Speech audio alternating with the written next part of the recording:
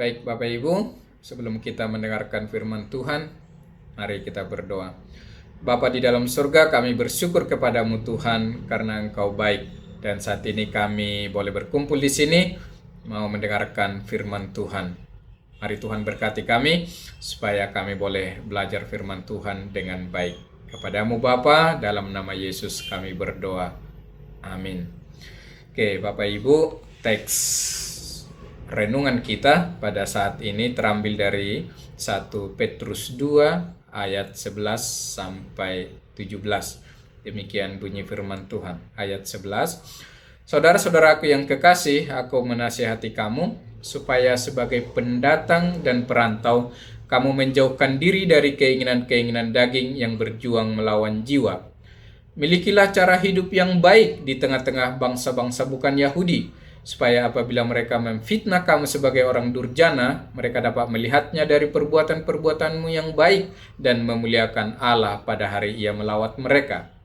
Tunduklah karena Allah kepada semua lembaga manusia, baik kepada raja sebagai pemegang kekuasaan yang tertinggi, maupun kepada wali-wali yang diutusnya untuk menghukum orang-orang yang berbuat jahat dan menghormati orang-orang yang berbuat baik. Sebab inilah kehendak Allah, yaitu supaya dengan berbuat baik kamu membungkamkan kepicikan orang-orang bodoh. Hiduplah sebagai orang merdeka dan bukan seperti mereka yang menyalahgunakan kemerdekaan itu untuk menyelubungi kejahatan-kejahatan mereka. Tetapi hiduplah sebagai hamba Allah. Hormatilah semua orang, kasihilah saudara-saudaramu, takutlah akan Allah, hormatilah raja. Tema kita hari ini adalah hidup saleh dalam dunia yang cemar. Sekali lagi, hidup saleh dalam dunia yang cemar. Bapak Ibu, suatu waktu Stanley Jones, seorang misionaris di India, bertemu dengan Mahatma Gandhi. Dan kemudian dia bertanya kepada Gandhi, Anda sering mengutip kata-kata Kristus dalam Injil. Bahkan Anda berjuang demi kemerdekaan dan keadilan di India seperti ajaran Kristus, yakni berjuang tanpa kekerasan. Tapi mengapa Anda kelihatan sekali menolak dengan keras menjadi pengikut Kristus? Kemudian Gandhi menjawab, saya tidak pernah menolak Kristus. Saya suka Kristus Anda. Tetapi saya tidak suka dengan Kristen Anda. Seandainya orang-orang Kristen benar-benar hidup menurut ajaran seperti yang ada di dalam Alkitab, mungkin saat ini seluruh India sudah menjadi pengikut Kristus. Nah, Bapak Ibu, apa yang kita bisa tangkap dari percakapan ini? Bahwa sering sekali kehidupan kekristenan kita menjadi kendala bagi orang lain untuk datang kepada Tuhan. Orang Kristen semestinya hidup sesuai dengan ajaran Kristus. Sikap hidup yang dipenuhi oleh kasih, pengampunan, dan teladan yang baik. Namun pada kenyataannya, kita bisa melihat masih banyak orang-orang Kristen yang hidup tidak sesuai dengan ajaran Injil. Dan inilah yang menjadi tantangan kita dari zaman ke zaman, dari masa ke masa. Dan tantangan ini menjadi lebih sulit ketika zaman ini, dunia ini semakin hari semakin merosot, semakin cemar oleh pengaruh dosa. Bapak Ibu, jikalau kita melihat sekeliling kita, kita bisa menyaksikan bagaimana gaya hidup manusia saat ini di dalam dunia yang cemar. Kehidupan manusia sudah dikuasai oleh sekularisme. Orang-orang mulai tidak lagi percaya kepada Tuhan dan bergantung kepada diri sendiri. Menjadi liberal. Hidup dalam materialisme. Manusia sudah menempatkan hal-hal materi seperti uang, kekayaan, kesuksesan, jabatan menjadi hal yang lebih penting. Dan cenderung menjadi berhala modern pada saat ini. Dan untuk itu orang-orang banyak melakukan kejahatan. Kita melihat korupsi ada di mana-mana, kehidupan hedonisme. Nah, tapi kita sebagai orang percaya harusnya tidak seperti itu, dan ini menjadi tantangan. Kita masih hidup di dalam dunia, di dalam masa perantauan di dunia ini. Tentunya dengan kondisi dunia yang semakin cemar, tidak gampang untuk menjalani kehidupan kekristenan kita, kehidupan yang sesuai dengan ajaran Kristus. Karena kita tidak kebal dengan semua tantangan itu. Nah, pertanyaannya sekarang Bapak Ibu, dengan kondisi dunia saat ini, bagaimana kita bisa tetap mempertahankan kehidupan saleh kita? Nah, dari pelajaran firman Tuhan yang kita baca hari ini, kita bisa melihat beberapa hal, prinsip atau ajaran yang bisa menolong kita untuk bisa tetap hidup saleh walaupun di tengah dunia yang cemar.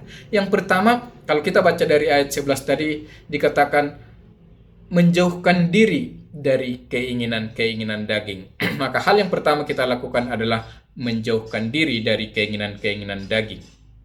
Apa itu keinginan daging? Seringkali kita artikan terlalu sempit dan hanya ditujukan kepada dosa-dosa seksual. Tetapi kalau kita membaca di dalam Galatia pasal 5 ayat 19-21, dikatakan di sana perbuatan daging telah nyata, yaitu percabulan, kecemaran, hawa nafsu, penyembahan berhala, sihir, perseteruan, perselisihan, iri hati, amarah, kepentingan diri sendiri, percideraan, roh pemecah, kedengkian, kemabukan, pesta pora, dan sebagainya. Itu adalah daftar mengenai keinginan daging. Dan firman Tuhan berkata, kita harus menjauhkan diri dari keinginan-keinginan itu. Lebih lanjut Paulus berkata, terhadap semuanya itu kuperingatkan kepada kamu seperti yang telah kubuat dahulu, bahwa barang siapa melakukan hal-hal demikian, ia tidak akan mendapat bagian dalam kerajaan Allah. Jadi kita perlu menjauhkan diri dari keinginan-keinginan daging seperti yang tadi saya sudah sebutkan.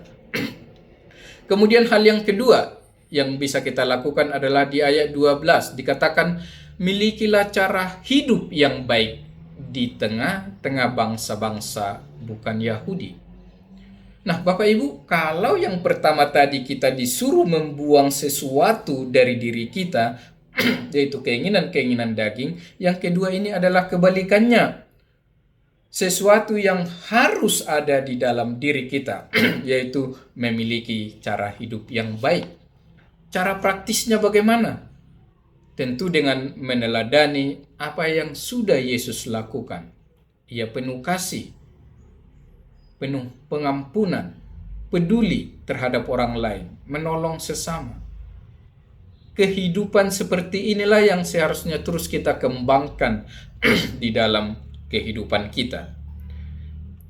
Kehidupan yang peduli, kehidupan yang penuh empati, kehidupan yang penuh kasih, yang terus kita kembangkan di dalam hidup, di dalam rumah tangga, di dalam masyarakat, di tempat di mana kita bekerja, di dalam masyarakat. Karena semua tindakan-tindakan saleh seperti ini akan menjadi kesaksian Injil bagi orang lain, dan tentu menjadi hormat, kemuliaan bagi nama Tuhan. Kemudian hal yang ketiga yang kita bisa lakukan adalah menjadi warga negara yang baik karena Tuhan. Ayat 13 dari bacaan kita tadi dikatakan, tunduklah karena Allah kepada semua lembaga manusia, baik kepada raja sebagai pemegang kekuasaan yang tertinggi, maupun kepada wali-wali yang diutusnya untuk menghukum orang-orang yang berbuat jahat dan menghormati orang-orang yang berbuat baik. Jadi alasan ketundukan orang-orang Kristen kepada lembaga manusia, kepada pemerintah adalah karena Allah. Bukan karena kita takut dihukum, karena saya takut kepada pemerintah ini, karena ini pemimpinnya teman saya, bukan. Tetapi karena kita diperintahkan untuk tunduk kepada pemerintah atau lembaga atau wali karena Allah. John Calvin pernah berkata bahwa ketaatan harus diberikan kepada semua yang memerintah karena mereka telah diangkat pada kehormatan itu bukan karena kebetulan, tetapi karena providensia Allah. Jadi untuk bisa tetap hidup saleh di tengah-tengah dunia yang semakin cemar ini, perlu ketundukan kepada otoritas yang ada di atas kita, baik kepada lembaga, pemerintah, dan lain-lain.